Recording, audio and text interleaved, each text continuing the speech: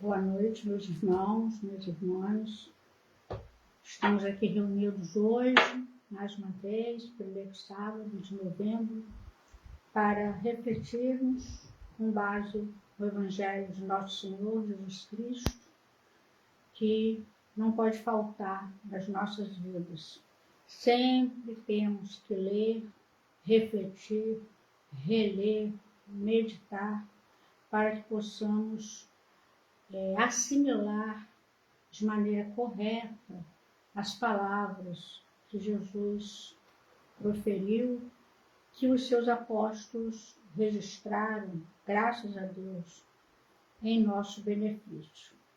Então, para começar a nossa reflexão deste primeiro sábado de novembro, 12 dias após a lembrança do dia dos chamados mortos, os finados, nós vamos hoje meditar um pouco sobre a vida, também um pouco sobre a morte, através dos ensinos dos espíritos, que em sua maioria psicografaram através de Chico Xavier, mas também da doutrina espírita no Evangelho segundo o Espiritismo. Então, inicialmente, vamos ler a mensagem de número 104 do livro Palavras de Vida Eterna, de autoria de Emmanuel, psicografado por Chico Xavier, intitulado Existimos. Tem como epígrafe: Vim para que tenhais vida, e vida em abundância. Está em João 10:10. Existimos. Existem todas as criaturas saídas do hálito criador. A pedra existe, a planta existe, o animal existe. Existem almas nos passos diversos da evolução. Em sentido espiritual, no entanto, viver é algo diferente de existir. A vida é a experiência digna da imortalidade. Há muita gente que se esfalfa, perdendo saúde e possibilidades em movimento vazio, quando não se mergulha nas tramas do mal, entretecendo reencarnações dolorosas. Há muita gente que destrói o próprio cérebro, escrevendo sem proveito, quando não expressa o pensamento para inspirar negação e crueldade, entrando em sofrimentos reparadores. Há muita gente que aniquila as horas, falando a esmo, quando não se utiliza do verbo para ferir e enlouquecer os semelhantes, adquirindo débitos escabrosos. Há muita gente que pede essa ou aquela concessão para frustrá-la em atividades sem sentido, quando não a maneja em prejuízo dos outros, criando lágrimas que empregará longo tempo para enxugar. Todos esses agentes da inutilidade e da delinquência existem, como todos nós existimos. Observa assim o que fazes. O berço confere a existência, mas a vida é obra nossa. Vamos fazer a nossa prece.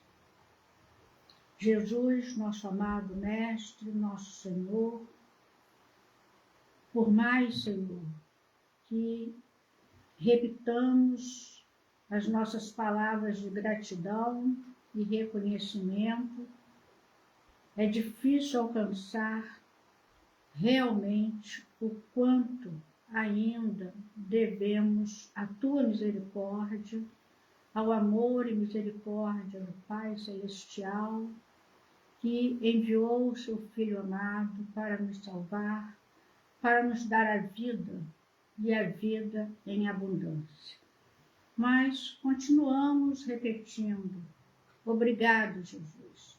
Obrigada por não desistir de nós, Obrigada porque tu estás conosco, como tu prometeste, e nós confiamos em ti. Nós sabemos que, por mais difícil que a vida seja, que nos pareça ser, na verdade, foi uma obra nossa, como diz Emmanuel no final desse texto maravilhoso que acabamos de ler. Então, Senhor, pedimos que os bons espíritos, teus missionários de luz, estejam presentes para nos intuir, para abrir os nossos corações, as nossas mentes, a fim de que possamos receber inteiramente esses ensinos, agasalhar essas palavras, para que possamos ter uma vida verdadeira, uma vida proveitosa, uma vida realmente de progresso, que esse é o nosso destino. Fica conosco e abençoa-nos estes momentos de paz e reflexão. Assim seja. Meus irmãos, como nós acabamos de ler, a vida é obra nossa, porque o que nós recebemos ao reencarnarmos é uma nova existência, é uma nova oportunidade de progresso, porque essas oportunidades se repetem, vão se repetindo, e como a lei é de progresso, não há retrocesso, né, na lei, nós, até pode ser que não apareça, mas nós adquirimos um pequenino progresso a cada nova existência. E eu queria começar meditando sobre umas palavras de Jesus que sempre eram questionadas, né, pelos fariseus principalmente, né, após a cura do cego de nascença, narrada por João, no 9º capítulo do seu Evangelho, que é um dos episódios mais comoventes, mais emocionantes, porque tem muitas lições, e essa pessoa que é curada, Jesus mostra que não tinha pecados, porque os discípulos perguntaram: quem pecou, Senhor? Quando passaram por ele. Ele era cego de nascença. Ele ou seus pais, que havia essa crença, né? E Jesus disse que não, nem ele, nem seus pais, né? Que ele veio para dar testemunho.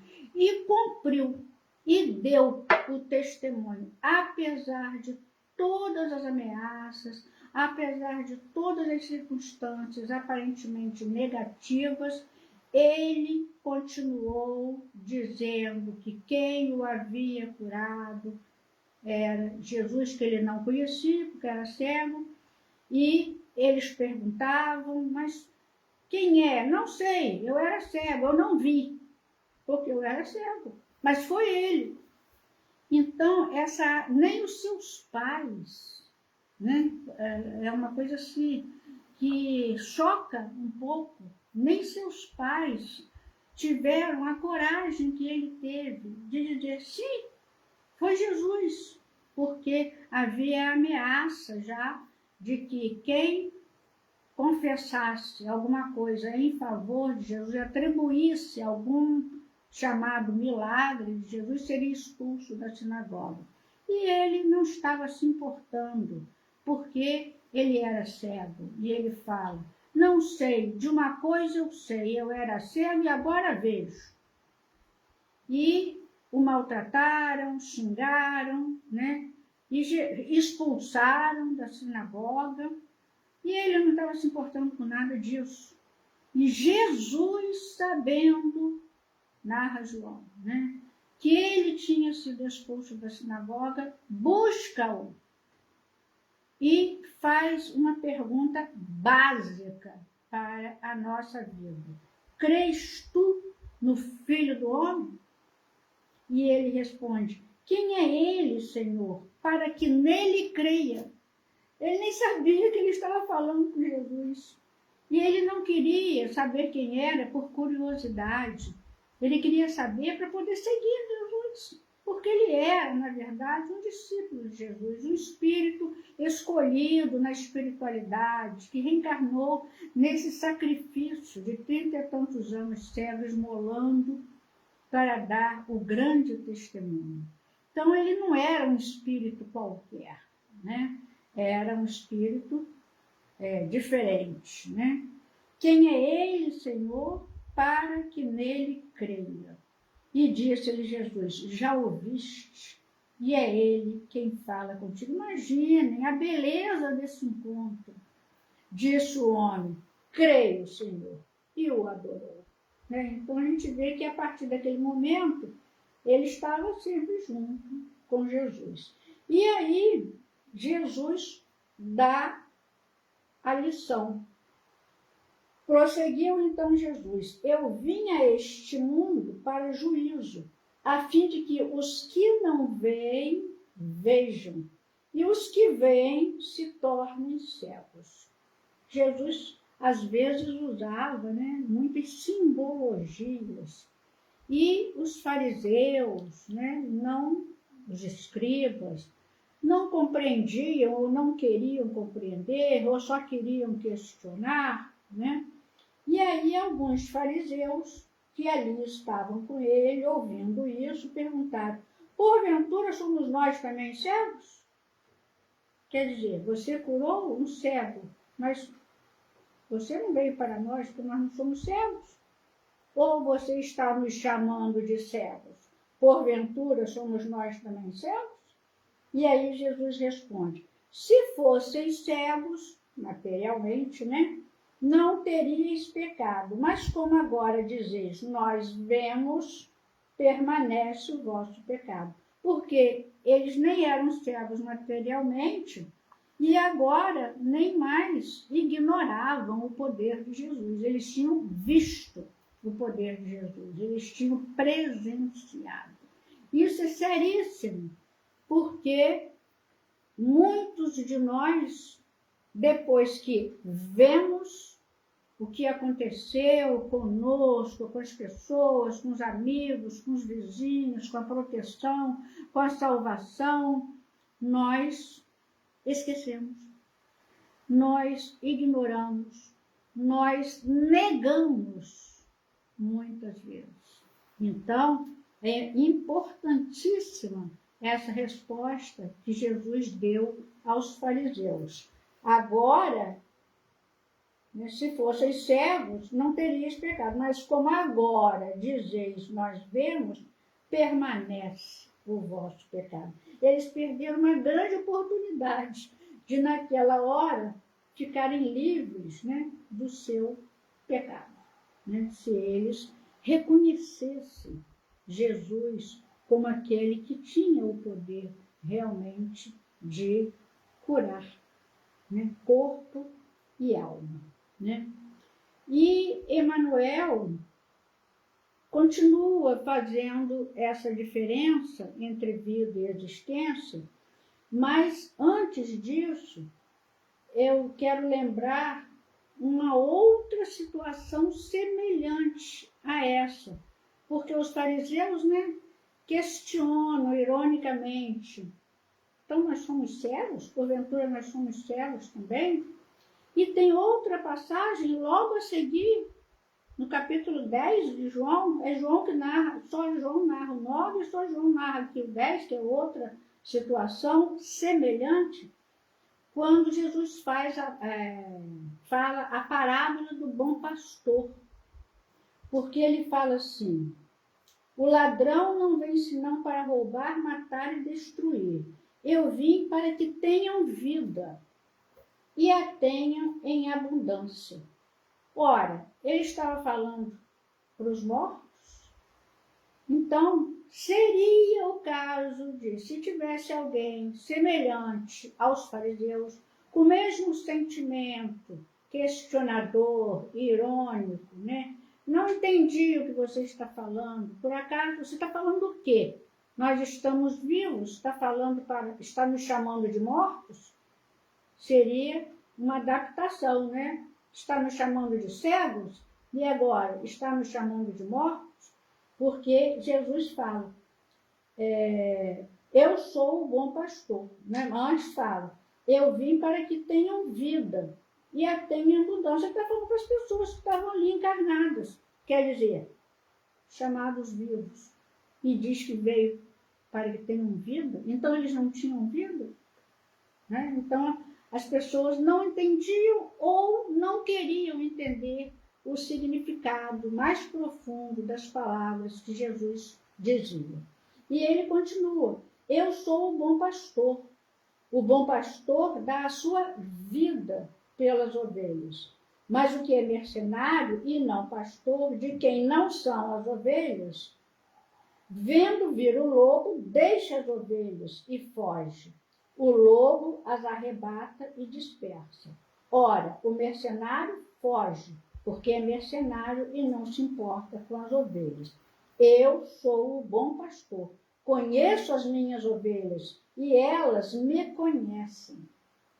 Isso é tão bom, né, ouvir. E assim como o Pai me conhece, eu conheço o Pai e dou a minha vida pelas ovelhas. Por isto o Pai me ama, porque dou a minha vida para a retomar. Ninguém a tira de mim, mas eu de mim mesmo a dou. Tenho o poder para dar e tenho o poder para retomá-la. Este mandamento recebi de meu Pai.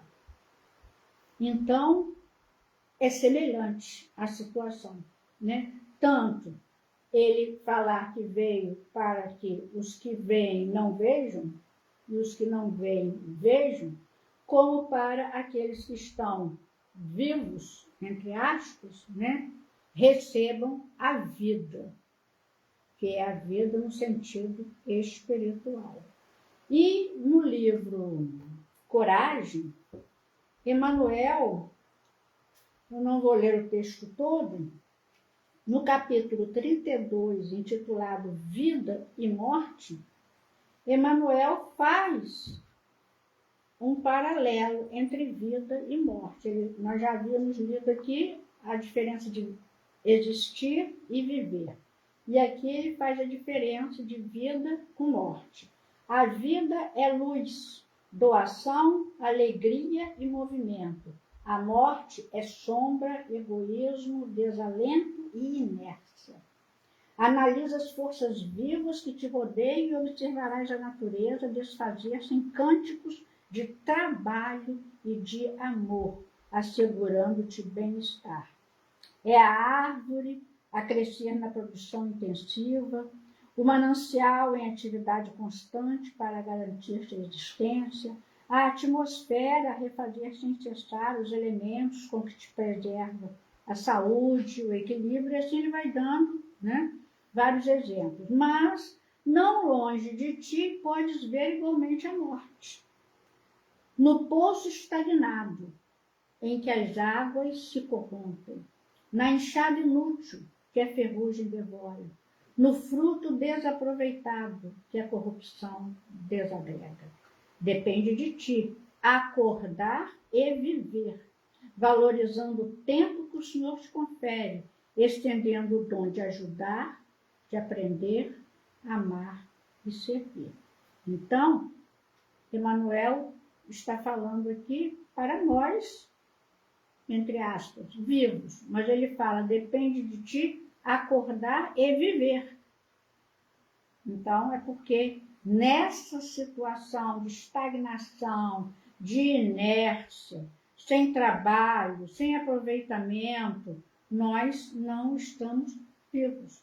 Nós estamos dormindo. Como Paulo fala, né? Desperta, ó tu que dormes. Então, nós não chegamos aqui para dormir, né? Nós chegamos aqui para agir, e agir no bem. Então, ele fala aqui que muitos nascem e renascem no corpo físico, transitando da infância para a velhice, do túmulo para o berço, à maneira de almas cadaverizadas no egoísmo e na rebelião, na ociosidade ou na delinquência, a que irrefletidamente se acolhem. Semelhantes companheiros são realmente os mortos, dignos de socorro e de piedade, porquanto a distância da luz que lhes cabe inflamar em si próprios, preferem o mergulho da inutilidade, acomodando-se com as trevas. Por isso Jesus sabia quem ele chamava, porque ele precisava de quem realmente fosse útil, pudesse ser diligente, pudesse ser corajoso. Então, olhem só, preferem a distância da luz que lhes cabe inflamar em si próprios, porque alguns preferem o mergulho na inutilidade. Ninguém me chamou, né? Estou parada aqui, sentada à beira do caminho, né? Ninguém me chamou. Então, a pessoa às vezes chega numa casa espírita, chega num colégio, faz nada, porque ninguém me pediu. Mas você não viu que estava precisando ali? Mas ninguém falou nada. Então, prefere a inutilidade, né? E Emmanuel termina.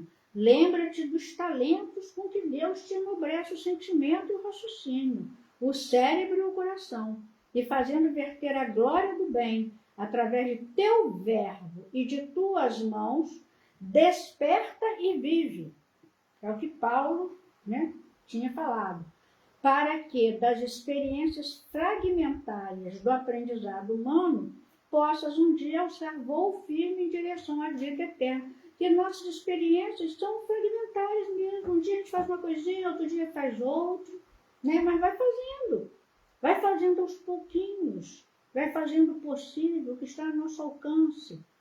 O verbo e as mãos, que Emmanuel fala, né? Então, vamos trabalhar mesmo quando o trabalho pode ser considerado insignificante para muitos, mas para alguém vai servir, né? Então, é assim que a gente vai juntando experiência para um trabalho melhor, para um trabalho maior e mais útil, né? Nesse paralelo que nós encontramos muitas vezes, né, no Evangelho, nós temos um também que me foi despertado por Haroldo Dutra, que mostra o encontro de Jesus com a mulher samaritana. E no capítulo, deixa eu ver, de João, também João, no 4º capítulo de João, Jesus se refere, olha só, no 4º capítulo, essa questão do cego foi no capítulo 9, a parábola do bom pastor no capítulo 10. E aqui Jesus já tinha se referido a essa vida eterna, através do diálogo com a mulher samaritana a respeito da água viva, né? Que ele se aproxima da mulher, não vou ler o trecho todo, mas ela estranha, né? Jesus se aproximar dela, porque ela era samaritana, Jesus era um judeu, né? E Jesus fala assim: se tivesses conhecido o dom de Deus, e quem é o que te diz, dá-me de beber, porque Jesus se aproximou dela e pediu água, né? Tu lhe terias pedido, e ele te haveria de dar água viva. Olha só. Disse-lhe a mulher: Senhor, tu não tens com que tirá-la, e o poço é fundo. De onde, pois, tens essa água viva? Onde é que está essa água? Né? E és tu, porventura, maior do que o nosso pai Jacó, que nos deu o poço, do qual também ele mesmo bebeu, e seus filhos, seu gado? Replicou-lhe Jesus: todo que beber desta água, quer dizer, do poço, tornará a ter sede, mas aquele que beber da água que eu lhe der, nunca terá sede. Pelo contrário, a água que eu lhe der se fará nele uma fonte de água que jorre para a vida eterna.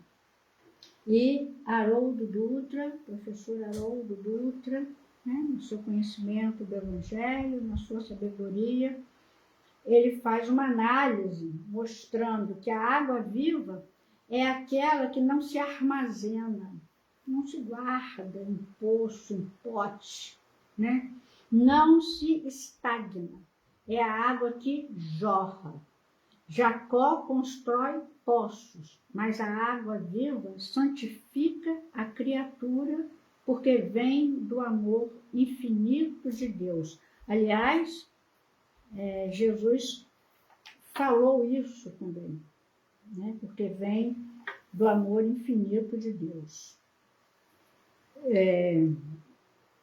É o símbolo da vida, a fonte de água que jorre para a vida eterna. É o que eu acabei de ler, né? Então, não é essa água que a gente vê materialmente falando, né? É outra água, porque foi o próprio Jesus que falou da vida eterna.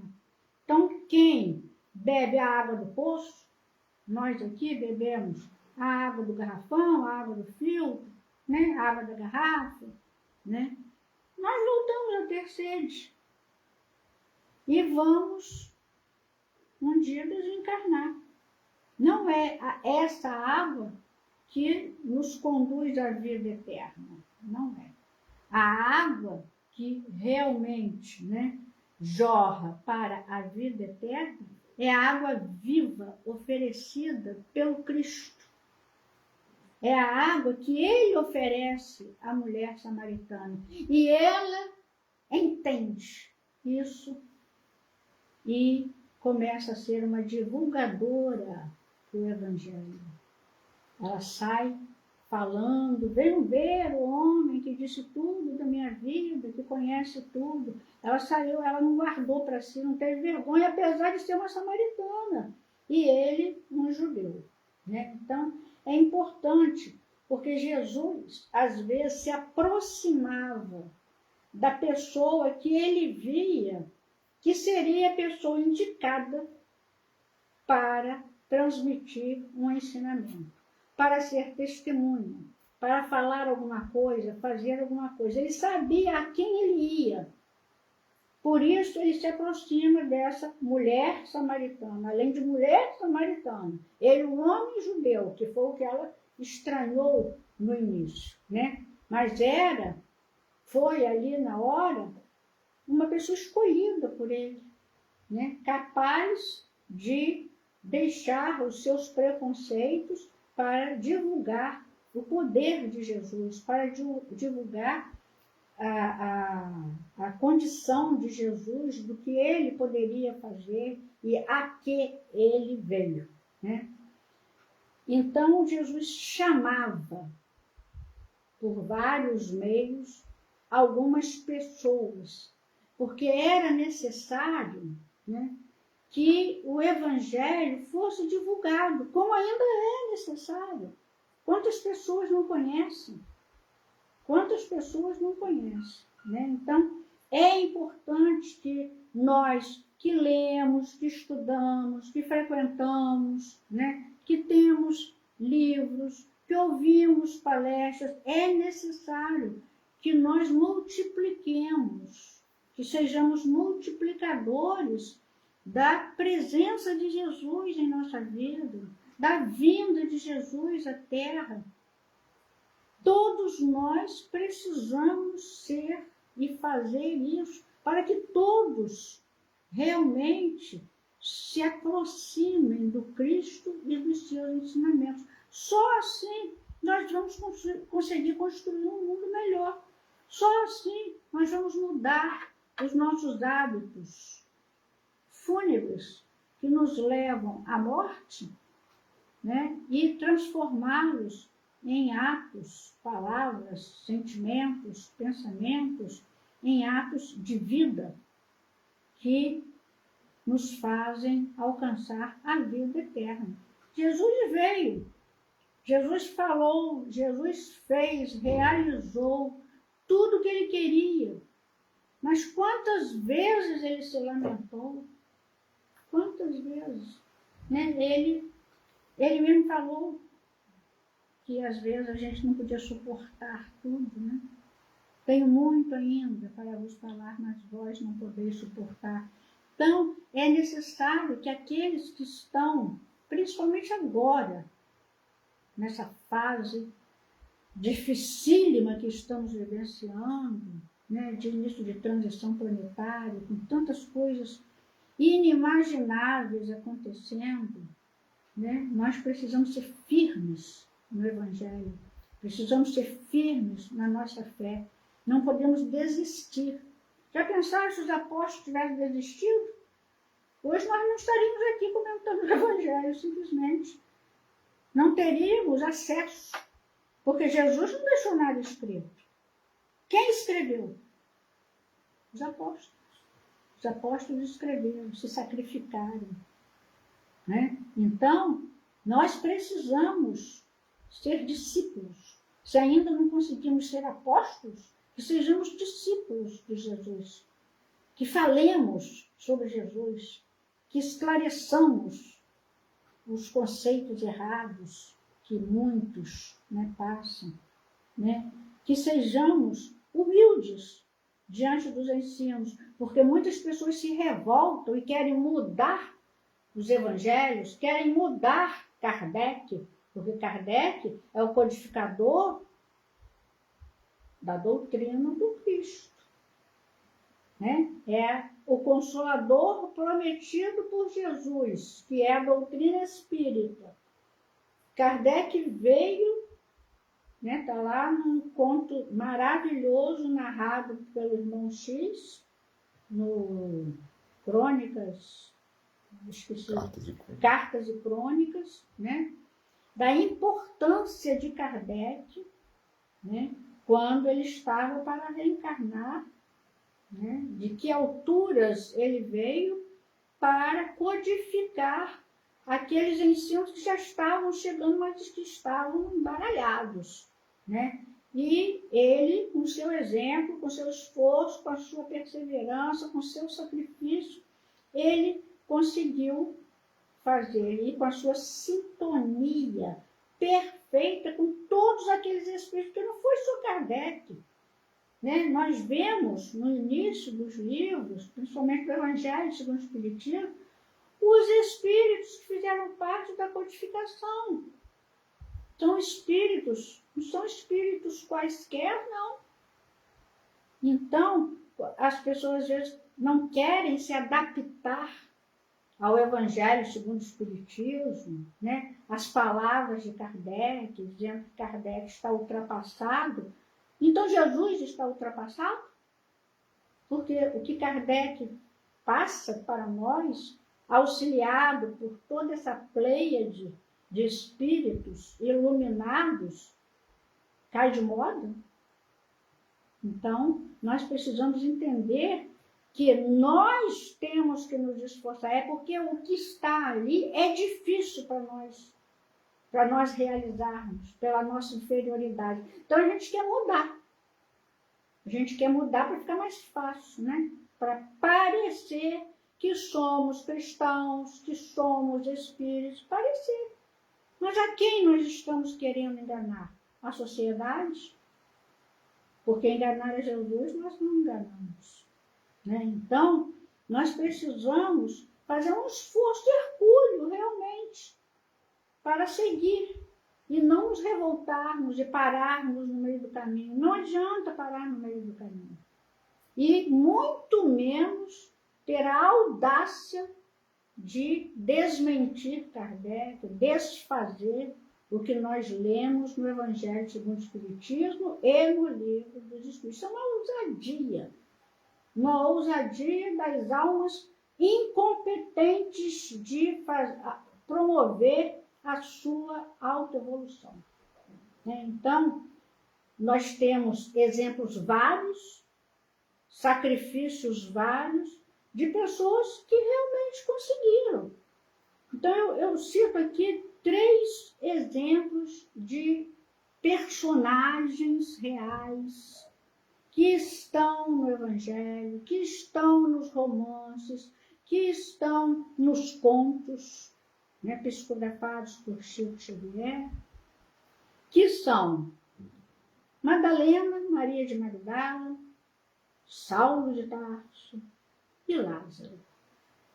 Madalena ouviu o chamado de Jesus, porque Jesus chamava as pessoas, ou em palavras, ou em gestos, ou através até da recuperação de um milagre, né? Porque muitos os curados se tornaram discípulos. Muitos os curados, como esse cego, já eram discípulos e vieram dar o testemunho. Foram escolhidos na espiritualidade. Mas outros não eram e se tornaram discípulos. Olha que beleza. Então, Maria de Magdala, Emmanuel fala que, citando, né, 2 espíritos que se violentaram em favor de Jesus. Maria de Magdala e Saulo de Tarso. Mas ele ainda fala que mais difícil foi para Maria de Magdala, porque Saulo saiu de um aspecto, vamos dizer assim, religioso para outro. Ele era um homem puro, digno, altamente religioso, fiel. Ele não era um pecador. E Maria de Magdala veio do pecado para a salvação. Então foi uma violência interna maior do que a de Saulo de Tarso. Mas os 2 atenderam ao chamado de Jesus. Madalena entendeu a essência do chamado. E há poucos dias eu ouvi de uma pessoa que, comentando sobre Madalena, que ela, né, mereceu, porque muitos até questionaram, inclusive os apóstolos, por que Jesus apareceu primeiro a ela na ressurreição? Por que não apareceu para um de nós, para sua mãe? Né? Ela mereceu, dada a mudança radical, que foi realmente de raiz a mudança dela, ela mereceu ser a mensageira da ressurreição. E se tornou, como eu ouvi de uma amiga minha, né, há poucos dias, a primeira mãe dos ancenianos. Olha só, a primeira mãe dos ancenianos se devotou, se dedicou ao cuidado dos leprosos até o ponto de morrer leprosa. Né? Então, esses ouviram o chamado de Jesus, esses entenderam. Né? Saulo entendeu que estava indo matar os cristãos, estava indo a caminho de Damasco para prender e, com certeza, matar Ananias. E olha o que aconteceu com ele. Jesus aparece para ele, porque ele realmente era um vaso escolhido. Bastaria mudar um pouquinho o ponteiro, a direção. Né? E Lázaro, que também ouviu esse episódio de Lázaro, que muitos questionam, né? Baseados em ciência da Terra, né? Muitos questionam essa ressuscitação de Lázaro, né? Mas a ciência do Cristo ainda não é alcançada por nós, né? E Lázaro também ouve o chamado de Jesus para uma nova vida. Muitos já escreveram sobre Lázaro, né? Eu, inclusive, uma época em que eu ainda lecionava, eu li com os meus alunos um livro de Orígenes Lessa, um livro que não é religioso, mas que demonstra muito conhecimento do Evangelho, o Evangelho de Lázaro. Muito interessante o livro de Orígenes Lessa, que é um autor de inúmeras obras, né? E que teve uma criação, uma família cristã. Né? Então, ele idealiza um diálogo dele de Lázaro com um personagem chamado Onésimo e pede para escrever o evangelho dele, de Lázaro. Interessante o livro, né? Mas, é lógico, nem tudo ali realmente aconteceu como ele narra, mas a maioria das coisas aconteceram mesmo, né?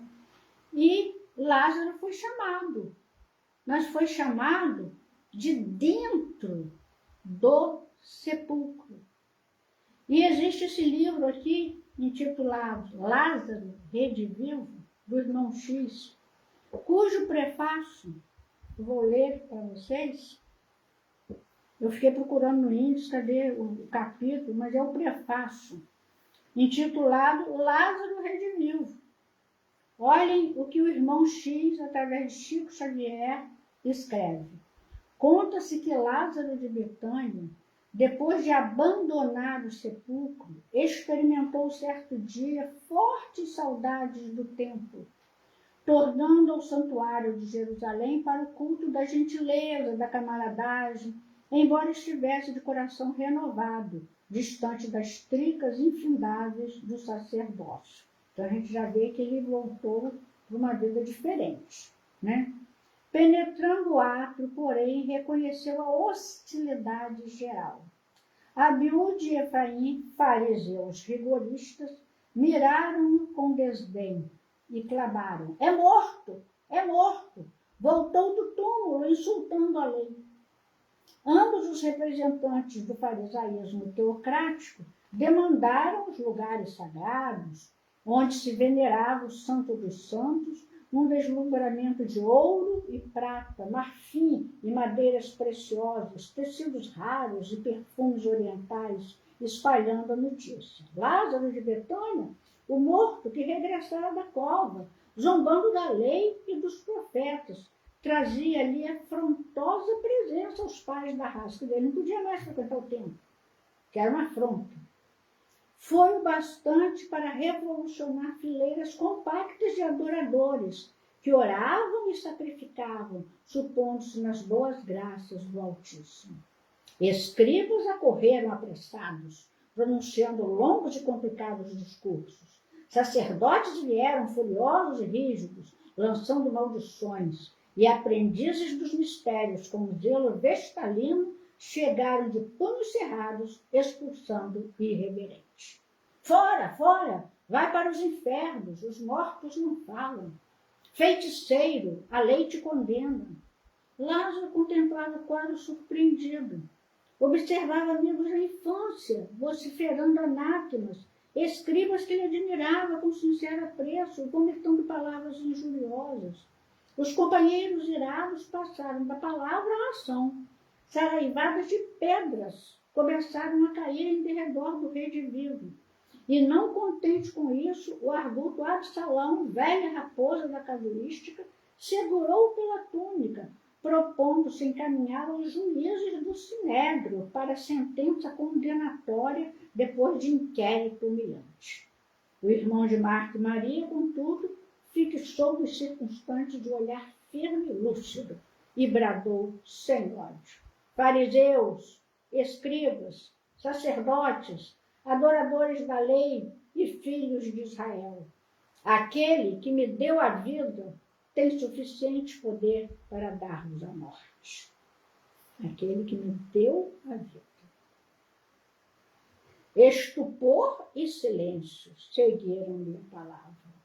O ressuscitado de Betânia desprendeu-se das mãos desrespeitosas que o retinham, recompôs a vestimenta e tomou o caminho da residência humilde de Simão Pedro, onde os novos irmãos comungavam no amor fraternal e na fé viva. Lázaro, então, sentiu-se reconfortado e feliz. No recinto singelo, de paredes nuas e cobertura tosca, não se viam alfaias do Indostão, nem vasos do Egito, nem preciosidades da Fenícia, nem custosos tapetes da Pérsia, mas ali palpitava, sem as dúvidas da ciência e sem os convencionalismos da seita, entre corações fervorosos e simples, o pensamento vivo de Jesus Cristo, que renovaria o mundo inteiro desde a teologia sectária de Jerusalém ao absolutismo político do Império Romano. Irmão X, Pedro Leopoldo, 22 de dezembro de 1945, meus irmãos. Olhem só. Então, é isso que acontece com aqueles que dão o testemunho, né? Então, ele não tem mais lugar no tempo, né? E eu vou ler também um trecho da mensagem do Espírito de Verdade, no capítulo 6 do Evangelho segundo o Espiritismo, intitulado O Cristo Consolador, Advento do Espírito de Verdade. Venho como outrora os transviados filhos de Israel trazer-vos a verdade e dissipar as trevas. Escutai-me. O Espiritismo, como fez antigamente a minha palavra, tem de lembrar aos incrédulos que acima deles reina a imutável verdade, o Deus bom, o Deus grande, que faz germinem as plantas e se levantem as ondas. Revelei a doutrina divinal. Como um ceifeiro, reuni em feixes o bem esparso no seio da humanidade e disse: vinde a mim, todos vós que sofreis. Mas, ingratos, os homens afastaram-se do caminho reto e largo que conduz ao reino de meu Pai e enveredaram pelas ásperas sendas da impiedade. Meu Pai não quer aniquilar a raça humana, quer que, ajudando-vos uns aos outros, mortos e vivos, isto é, mortos segundo a carne, porquanto não existe a morte, vos socorrais mutuamente, e que se faça ouvir não mais a voz dos profetas e dos apóstolos, mas a dos que já não vivem na terra, e clamar: orai e crede, pois que a morte é a ressurreição, sendo a vida a prova buscada, durante a qual as virtudes que houverdes cultivado crescerão e se desenvolverão como o cedro. E aí continua, é uma mensagem longa, né? Mas olhem só, espírito de verdade. A morte não existe.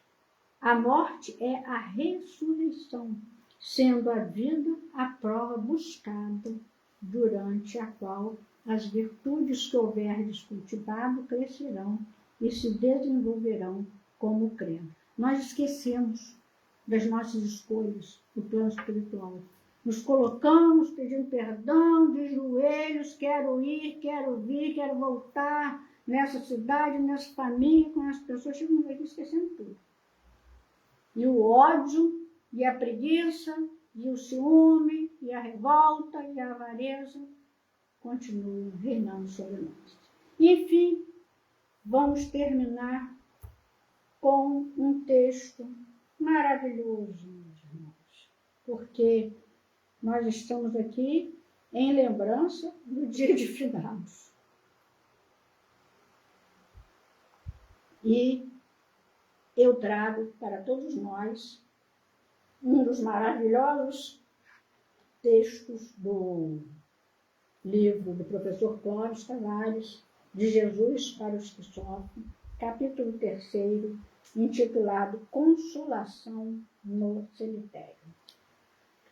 A epígrafe é: não vos deixarei órfãos, voltarei para vós. Aconteceu no cemitério de Pedro Leopoldo, Minas Gerais, a terra natal de nosso querido Chico Xavier. Conheço a humilde necrópole, isso o professor Clóvis falando, pois algumas vezes lá fui, em companhia de amigos do coração em dias de dor e de saudade. O fato de que se conta se deu no início da década de 30. Foi o próprio Chico que me narrou, há muitos anos. Novamente, sobre o mesmo acontecimento, voltamos a conversar na manhã de 4 de novembro. Olha a coincidência. Hoje, dia 4 de novembro, nós estamos aqui comentando esse mesmo fato. De 1981, na residência da devotada irmã Susana Maia Mouzinho, no Rio de Janeiro. No cemitério de Pedro Leopoldo, uma pequena multidão assistia às cerimônias de enterramento do senhor Dudu, conhecido e estimado músico. Em pranto, a viúva, Dona Vitalina Tarabal e demais familiares, entre grande número de amigos.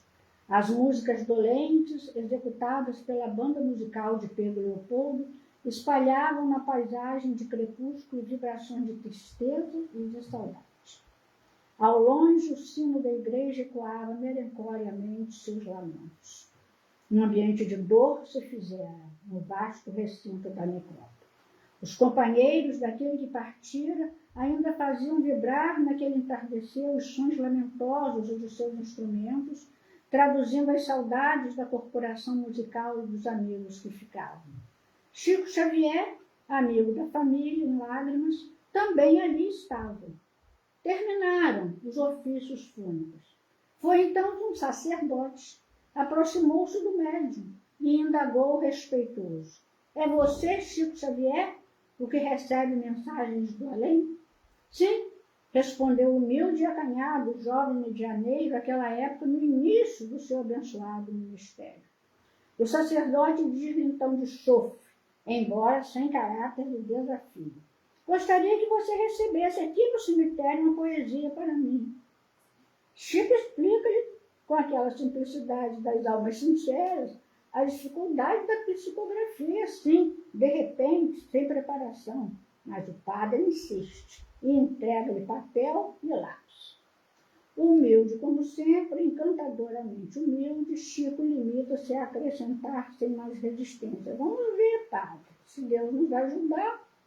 E colocando a folha de papel sobre a laje de um túmulo próximo, após breve oração silenciosa, Chico começou logo a escrever. O lápis do sacerdote executa a tarefa mediúnica. Foi a meiga, a sempre caridosa Alta de Souza, que veio ao encontro da estranha petição.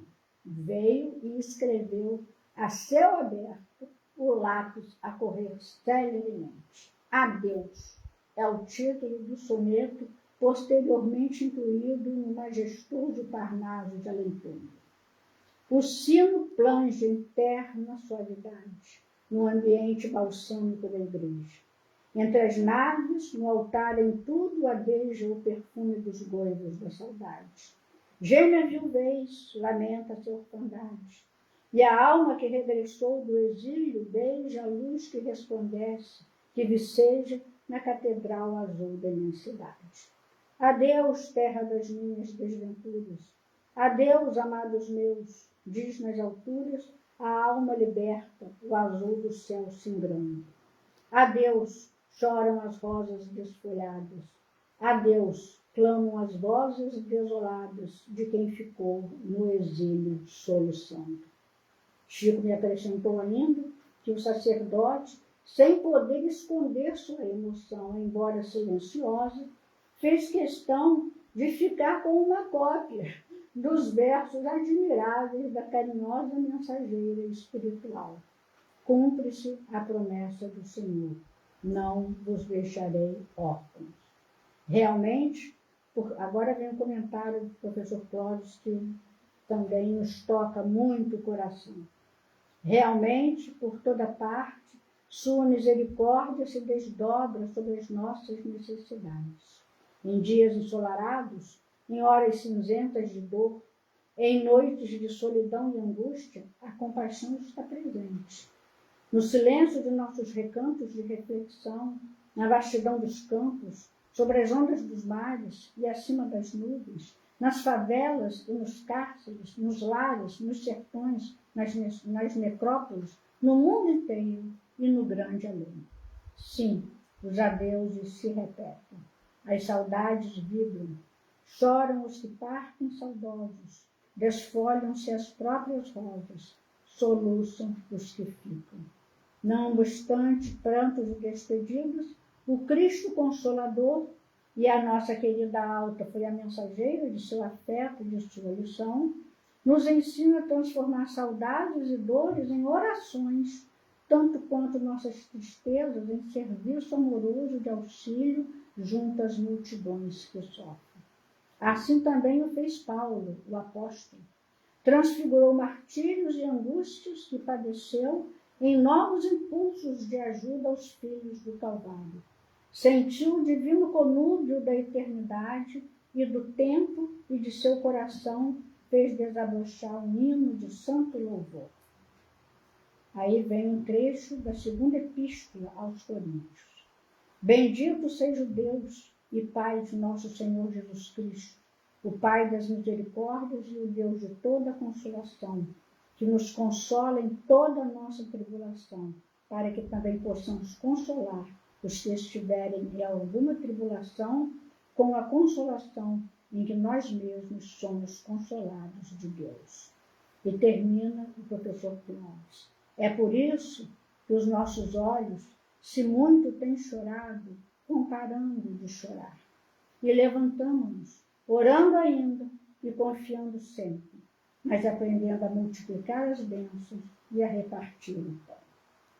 Nós possamos, meus irmãos, entender a desencarnação, a reencarnação, aprender a multiplicar as bênçãos, a repartir o pão, e se nossos olhos muito têm chorado, vão parando de chorar, porque confiamos, na verdade, que Jesus não nos deixou órfãos, né? Que possamos pensar nisso, ter uma noite de reflexão, de paz, de confiança, de fé em Jesus, para que possamos, amanhã, ao levantarmos da cama, enfrentarmos um novo dia das nossas vidas, que possamos viver realmente e não apenas existir. Vamos fazer a nossa prece. Jesus, nosso Mestre, nosso Senhor, só temos a agradecer os teus missionários, só temos a agradecer tantos exemplos, só temos a agradecer os teus apóstolos, aqueles que ficaram nas nossas mentes, nos nossos corações e que estão sempre conosco, porque tu, Senhor, não nos deixaste órfãos. Sabemos que a tua presença se faz sempre, a cada dia, para que nossa existência se torne uma vida e vida verdadeira. Despede-nos, Senhor, a tua doce e santa paz. Assim seja.